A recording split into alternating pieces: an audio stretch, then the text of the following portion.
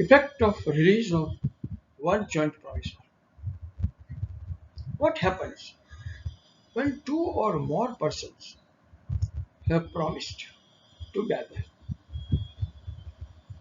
Section 44 says, where two or more persons have made a joint promise, meaning that two persons jointly promise, say A and B, to give to C rupees 5,000. It further says the release of one such joint promisor by the promisee does not discharge the other joint promisor or joint promisors, meaning thereby out of A and B, say A is released of his liability. It does not necessarily relieve B. It further says, in the same breath, neither does it free the joint promisors so released from responsibility to the other joint promisor or joint promisors, meaning thereby, even if A is released, his liability towards B as a contributor is not affected. In other words, B on payment of the full amount can recover proportionate amount from A. Here, look, devolution of joint rights. Section 45 speaks of the reverse situation than section 44. Reverse in the sense that when one person has promised to two or more, and section says when a person has made a promise to two or more persons jointly, then unless a contrary intention appears from the contract. Pausing here for a moment, we will come across such phrase on many occasions. What does it mean?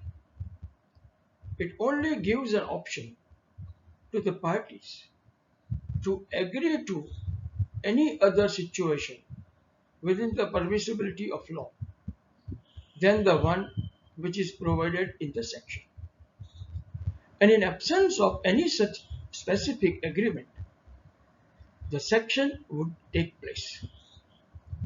What here the section says, the right to claim performance rests as between him and them, with them during their joint lives, and after the death of any of them, with the representative of such deceased person jointly, with the survivor or survivors, and after the death of the last survivor, with the representative of all jointly. It simply means that when one person has made a promise to two or more persons, in absence of any contrary agreement between the parties, the right to claim is with whom? And the section answers that the right to claim performance is with all, with him and them, during their joint lives. In case of death of any of the joint promises, the representative of the deceased promisee jointly with the survivor or survivors, and after the death of the last survivor, the representatives of all jointly. That means, in case of death of all promises, the representatives of the deceased promises jointly will have a right to claim performance. Time and place for performance. Look here. where the contract is to be performed, when. Essentially, therefore, time and place are matters to be decided by the parties by an agreement. In absence of any such agreement between the parties, Section 46 to 50 of the Contract Act prescribe the rules for the performance. And what does Section 46 say? Look here. Where by the contract, the promisor is to perform his promise without application by the promisee, and no time for performance is specified. The engagement must be performed within a reasonable time. Now, what is reasonable time? The explanation is given in the section itself. The question, what is reasonable time, is in each particular case a question of fact. I would first tell you about reasonable time. What is it? It's very vague. It is very difficult to fix particular time. No, it depends on the facts and circumstances of each case. And therefore, law has also incorporated the same in the same way, that it has to be decided depending on the facts and circumstances of each case, without application by the promisee. Meaning thereby, the performance is to be effected without any application. The promisee need not apply or call upon the promisor to perform. In addition, no time for performance is specified. In such situation, law says the engagement must be performed within a reasonable time. Engagement here would mean the same thing like performance. In substance, therefore, this section means that where promisee is under no obligation to call upon the promisor to perform, and no time is specified, it is the obligation of the promisor to perform the contract, to perform his part of the obligation within a reasonable time.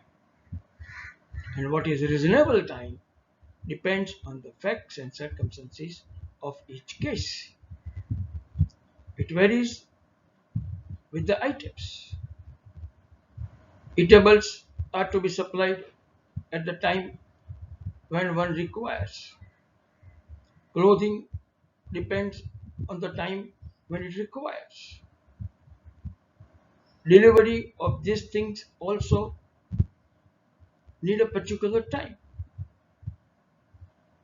Meaning thereby, if eatables are supplied at odd hours of the day, it is no performance. The reasonable time would be when ordinarily people take their food. Now look here. Section 47 says the performance when time is in a way fixed, stating that it is to be done on a certain day. But the promisee need not apply, need not call upon the promisor to perform. Section 47 runs like this.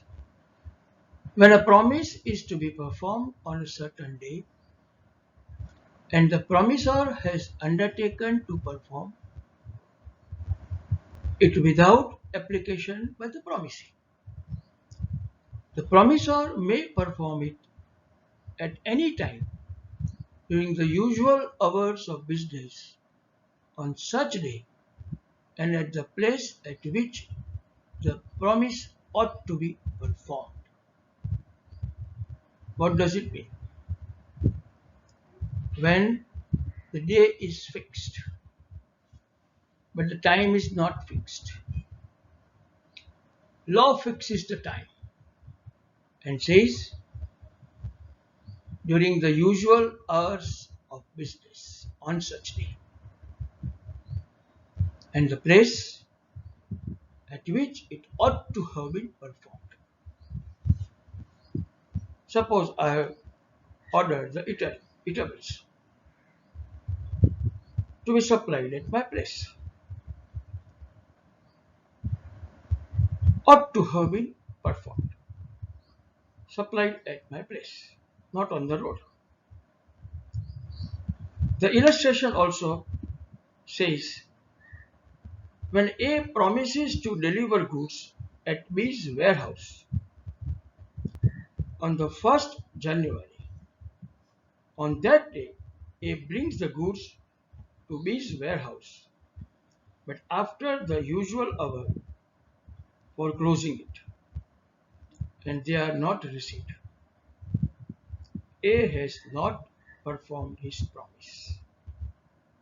It means that if the obligation is not performed during the usual hours, it is no discharge.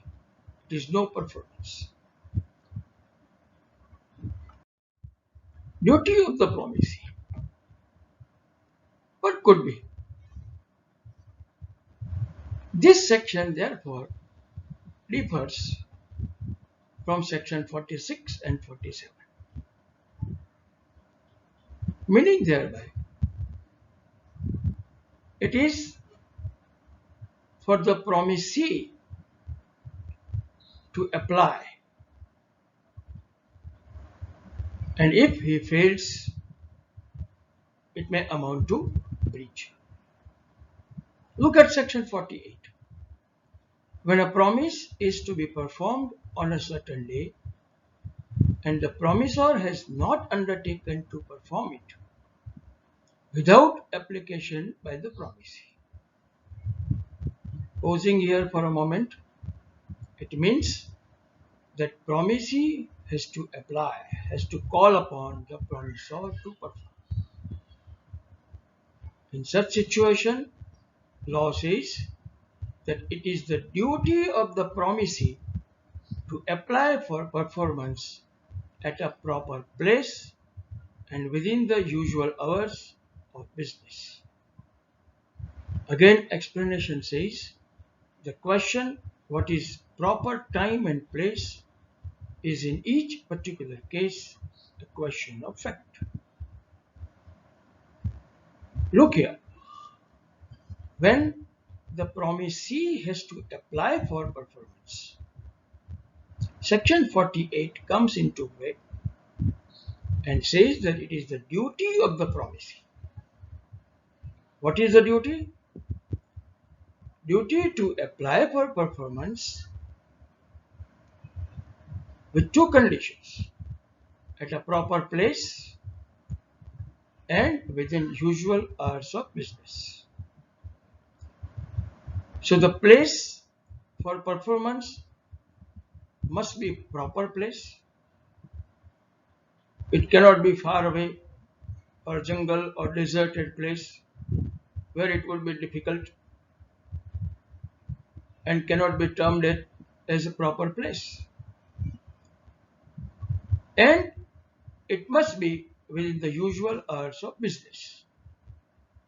Now that again depends on the nature of business. If it is eatables, the usual hours of business are one set of time. If it is white goods, the usual hours of business are different. Therefore, the explanation says that what is proper time and place is in each particular case a question of fact. Now look here. This is about place of performance. Section 49 says when a promise is to be performed without application by the promisee, and no place is fixed for the performance of it. So two conditions. When promisee has not to apply and place is not fixed. In such situation, section says, it is the duty of the promisor to apply to the promisee to appoint a reasonable place for the performance of the promise and to perform it at such place. So two obligations. Apply to appoint a reasonable place and perform it at such place. The illustration given in the section also speaks of the same thing. It says, A undertakes to deliver 1,000 mounds of jute to be on a fixed day. A must apply to B to appoint a reasonable place for the purpose of receiving it and must deliver it to him at such place. So, when the reasonable place, proper place is notified, the performance must be effected at that place. Now section 50, the last section on time and place for performance, gives very wide freedom. Performance in prescribed manner and time.